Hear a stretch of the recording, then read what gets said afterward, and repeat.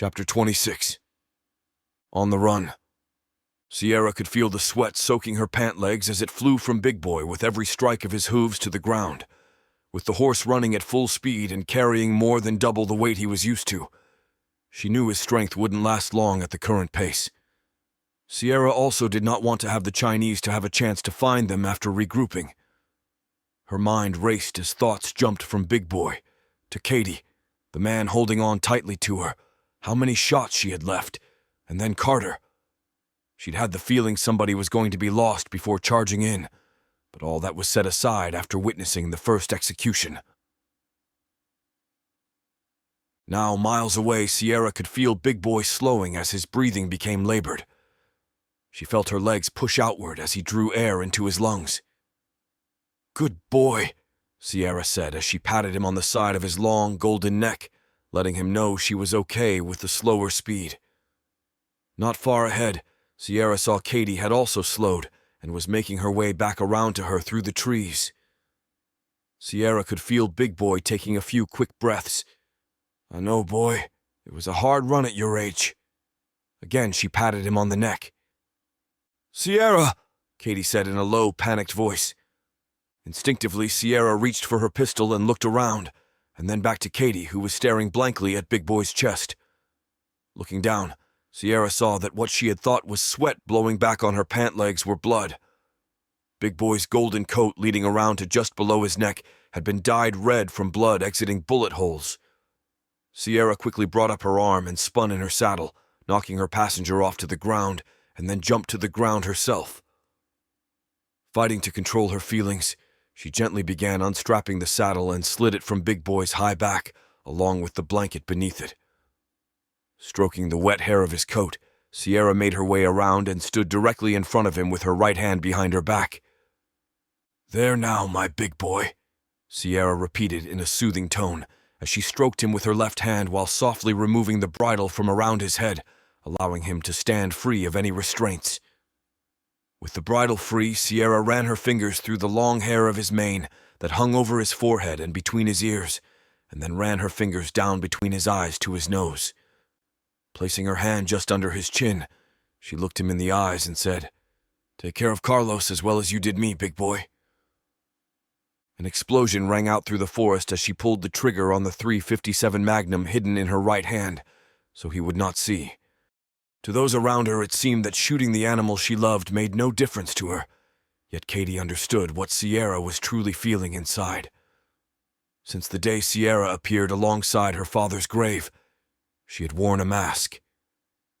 It was a mask that hid her sorrow and agony from the world around her, to present a strong, confident warrior. At times she could feel the mask begin to crack, and this was one of them, as she watched the beautiful horse's legs fold up underneath him and drop to the ground. "We must keep moving," Sierra said in a commanding voice, giving up the battle not to be the leader of the group, even though only one remained in her original group. Stepping over to where she had placed Big Boy's saddle, Sierra took a better look at the man they had saved. "Another damn cop!" Sierra exclaimed, noticing the clothing and patch on his sleeves that read St. Louis Police Department, though none of it was very easy to make out under all the dirt and grime. "Not for many months now," the man growled as he began running through systems check on the weapon he had taken from a dead guard. "What the hell was that back there?" Sierra asked while unstrapping her pistols from the saddle. "The bitch tried blowing me up. When that didn't work, I found myself tied up with the others, and then you came along. That's my story. What's yours?" he asked, not even wondering how two beautiful young women became horseback riding gunslingers. In no way did it feel strange. Sliding the two revolvers into the saddlebags, Sierra replied, "I'm Sierra. That's Katie. Save the getting to know you shit for later." Throwing the bag over her shoulder, she stood and took a look around. "Blankenship," he replied, not really wanting to get to know others. Katie wondered if she should at least ask the name of the girl holding on behind her. Before she spoke one word, her ears perked up at the sound of a distant motor. "They're coming," Katie informed the others as she turned her horse in the direction away from the motor. Sierra began to run, with Blankenship close behind, as she also heard a vehicle making its way over the hills. With the extra weight that Big Boy had carried now on her own back, she appreciated the distance he had carried them with a bullet buried deep in his chest even more. Keeping a steady pace, Sierra frantically tried to think of a way out of the situation as her thigh muscles began to burn. Glancing back over her shoulder, she could see the vehicle was catching up with them. From what she could tell, the only thing that slowed it down was choosing a path between the trees, and sometimes it simply ran over the smaller, more flexible trees. Seeing a slight washed-out area ahead, she had an idea, and none too soon, since the muscles in her legs were beginning to no longer communicate with her brain. "Katie!" Sierra shouted as she pointed to the area ahead. Seeing just what Sierra was pointing to from atop her horse, Katie sped up and reached the spot well ahead of the two running on foot. Quickly dismounting, Katie looked to the girl who had been riding behind her. "Katie, what's your name?" "Steph." "Well, Steph, you have the right clothes on for this. You ready to fight?" Katie asked, looking at the military-style clothing Steph was wearing. "Just give me a weapon." Katie tossed her a pistol from her saddlebag while tying the horse up behind a thick clump of brush. "What is his name?" Steph asked in regard to the horse. "Horse," Katie answered, walking by Steph in the direction she had last spotted Sierra. Sierra dropped to the ground the instant her feet landed in the washed-out section of earth. Taking a second to catch her breath, Sierra was relieved to no longer be running with the saddlebag slapping against her back, fighting to keep her legs moving. Rolling over, she looked back for the vehicle pursuing them, hearing it grow louder as it neared. Only catching a glimpse as it drove around trees, Sierra was thankful that only one was after them as she made out the many machine guns mounted on top and one on the hood just in front of the passenger seat. "Spread out 15 meters, she shouted, recalling what Robert had told her about not wanting to have everyone in a tight group during situations such as this. Though she never imagined at the time ever really needing to use it, she was very happy now to have paid attention. Sierra turned her M4 rifle slightly to the left and slowly pulled back the charging hammer.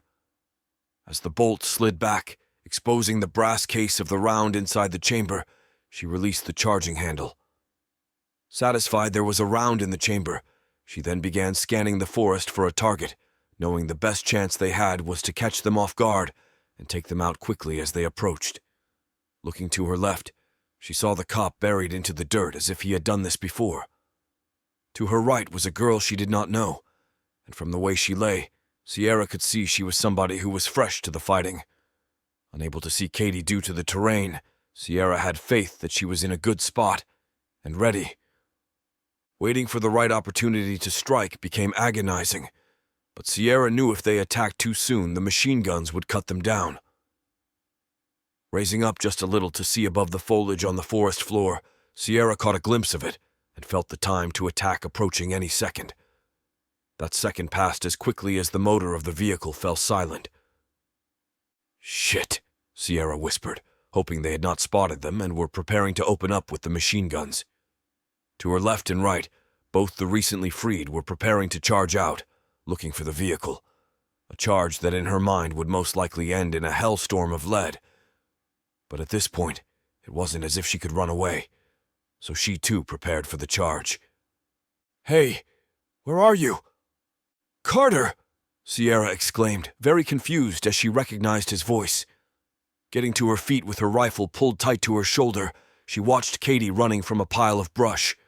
Slowing very little as she neared Carter, Katie wrapped her arms around him before he stumbled back into the vehicle. "Ah, I thought she wanted to shoot him," Sierra said, looking over to Blankenship. Thankful to see Carter alive, and that he had 2 more people with him whom the Chinese woman had been planning to execute for information, Sierra turned her attention to focus on the vehicle he was driving. "I didn't see this," Sierra stated while looking it over. As Katie released him from her death hug, Carter replied, "When all the shooting started, that damn horse threw me off, so I ran for cover behind one of the larger black vehicles, and there it was, still running." Then his expression changed. "I know how much you loved Big Boy. When I saw him take those hits after kicking her in the head, well, I knew we would need another ride. These 2 jumped in and we were off." Carter pointed at the man and woman now pulling weapons from the rear of the vehicle to arm themselves. Kaylee? The man asked, reading the name on the stock of a rifle after pulling it from the vehicle. Blankenship's eyes grew wide as he repeated, Kaylee! Running over, Blankenship snatched the rifle from the guy's hands. Sorry, but that one is mine, he said as he began brushing the dust off it. Watching Blankenship's reaction, Sierra figured that was a story she didn't care to know, and continued with her inspection of the vehicle. Happy with what she saw, she asked, Anyone know how to work the guns on this? The young man sifting through the weapons in the rear raised his hand like he was in school. Well then, Timmy, get on that upper gun. Carter, you take the one in the passenger seat. We're getting out of here. With a dazed look on his face, the man replied, My name is James. Feeling the weakness of her leg muscles as she climbed behind the steering wheel, Sierra replied, I don't give a shit. Just get on that gun.